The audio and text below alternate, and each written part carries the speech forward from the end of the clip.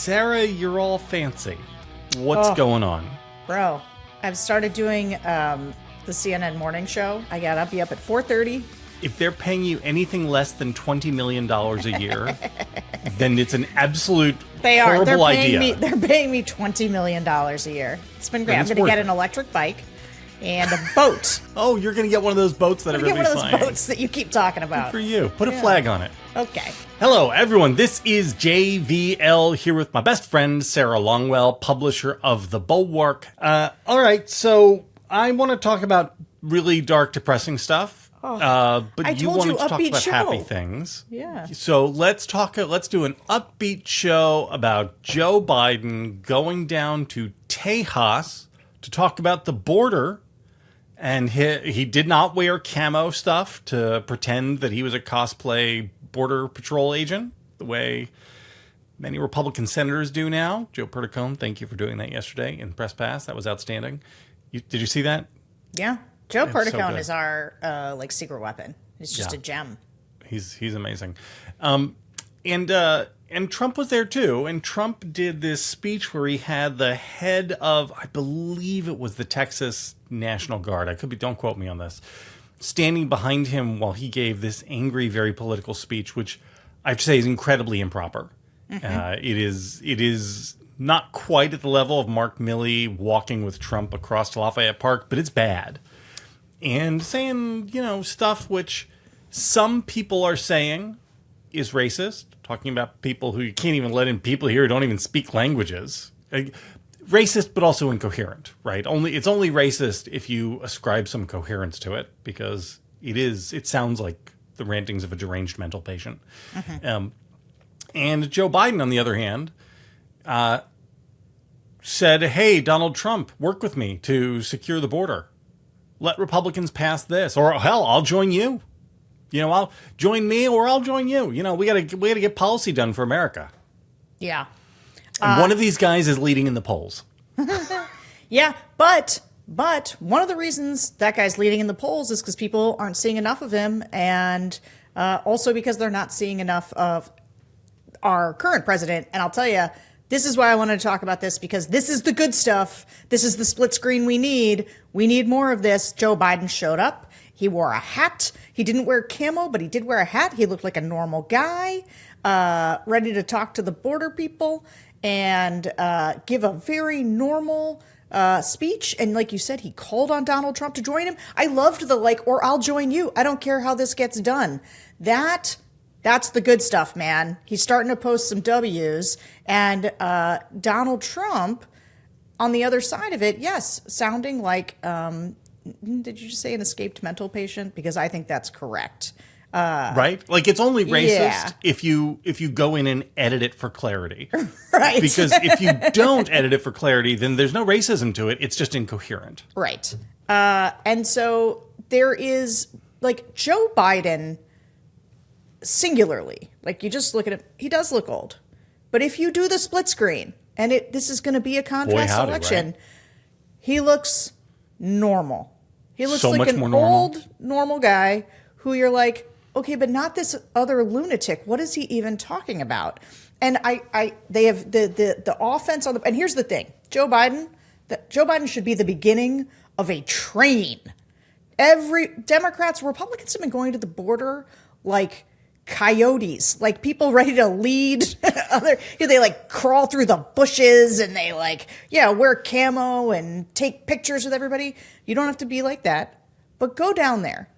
Everybody who wants to be president someday on the Democratic side, you want to run in 2028, go down to the border and demand that Republicans pass the bill that Joe Biden has put on the table. Demand that Mike Johnson bring the bill to the floor that funds Ukraine, funds Israel, and funds the border.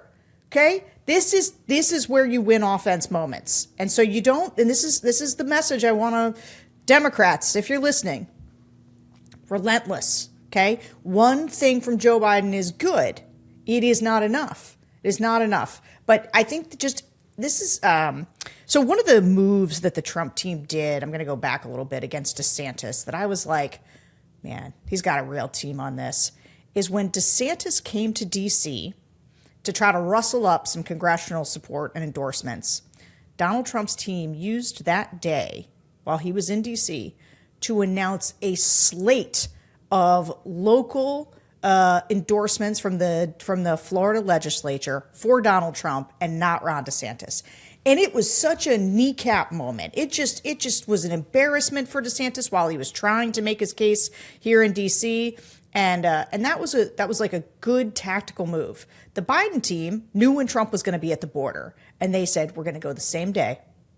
And that was a good tactical move. Don't go the day after. Don't go a different day.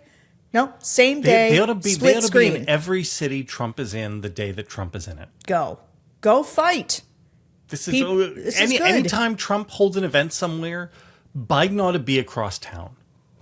Because again, the split screen of them is one guy is a little bit slow, but is a normal human being saying things which are, sentences which you can diagram and talking about policies that are broadly popular. The other is the escaped mental patient. Yeah. And let Trump, here's the thing, they're scared to do it because Joe Biden can't fill an arena the way Donald Trump can fill an arena. But don't try to compete with that. Don't do that. Don't Just give a speech. Have him in front of voters. Have him walking downtown shop floor, arms around people. Call somebody a lying-faced dog pony soldier or whatever, dog-faced lying pony soldier, and don't put him behind a podium. Put him literally on the ground with people, because you know what Joe Biden likes? People. Joe Biden likes people. Yep. He's very unlike Trump. Like, Trump likes mass adulation. Mm-hmm. Biden just that's where he's like a real politician in that way, right? That's the mark of every real politician, is that they're not faking it. Yep. They genuinely like people, and they want to help people, and they get energy from being around people. And you know what? The Republicans try to paint Joe Biden's kind of touchy-feely way as creepy.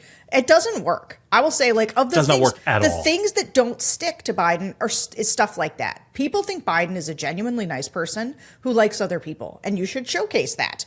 And you should also showcase him interacting with people, because the behind a podium, when people are like, well, that looks presidential. That's true, but also that is where he tends to look a little bit weaker, because he just doesn't fill the space the way you want him to. He's a tall guy. When he stands with people and he puts his arm around them, voters can put themselves in those people's shoes and think, he seems all right. Yeah, look, he's there hanging out with that person. Remember when he was in Florida after, I forget which disaster, and you had the one where pictures DeSantis of wore the white boots, skulking around. Yeah. And Biden is standing there with people who look like they just walked out of a Trump rally. Yep. And they're laughing with him, and he's hugging them, and, they've got their leather vests on and their full sleeve tats, and Biden just loves them. Yeah. He loves him some people. No, it was good stuff. I do have one question for you. Yeah. I don't want to impugn the good character of the people. It does strike as, and I'm just asking questions. I'm not making any declarative statements. I'm just putting something forward for you to react to, Sarah. Okay. Is it possible that what some significant portion of the electorate wants, maybe this number is 10%, maybe it's 45%, maybe it's 50%, is somebody doing the Archie Bunker from Queens, they don't even speak languages?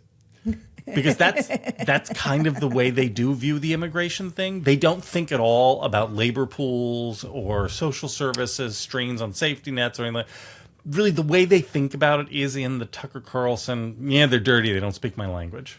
Yeah, and here's the thing. So I do think some people think that. I also think lots of people don't think that way. And I think that a lot of Republican voters, they say this thing that I think when you hear it, it sounds, if you know a lot about immigration, you're sort of like, okay, I can explain to you why this isn't so easy. But they say, I think immigrants should come here. My family, and this, a lot of people say this, I'm married to an immigrant, or my family came here at XYZ time, but they want people to come the right way. Okay. Mm-hmm. The right way is a thing you hear all the time from voters. And what they mean is they don't want an unsecure border. And I got to tell you, bro, that's not an unreasonable position. Now, they don't realize, I think, that oftentimes to become an American citizen the right way, it can take, 18 years or like but that's not a reason for people to come illegally over the border. And I think that for what Joe Biden, what he needs to do, and while I think this conversation really should be like in a good, healthy political environment, you'd be talking about immigration reform and funding more border patrol agents, funding more judges down there so you could expedite, who should go back, who should be allowed in, who should have longer court dates. Like right now, it's just there's a backlog, and so it is chaos down there. I think that Joe Biden does have to, and this is where I think the Democrats have been in a tough spot, is that they've got sort of a left flank that wants them to absolutely not sound like Republicans on the border. But if you listen to swing voters and even soft Dems, the number one reason, if people give Joe Biden really low marks, the number one reason why is immigration.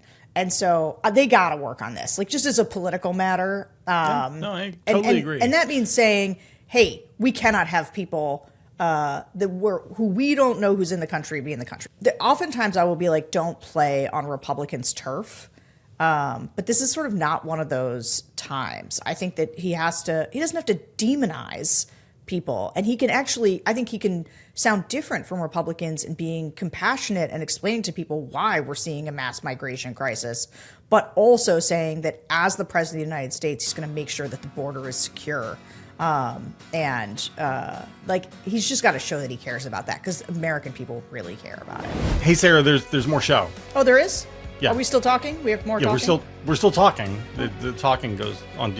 But that's only for the people who are inside the Velvet Rope, the Bulwark Plus members. Oh, they got to subscribe.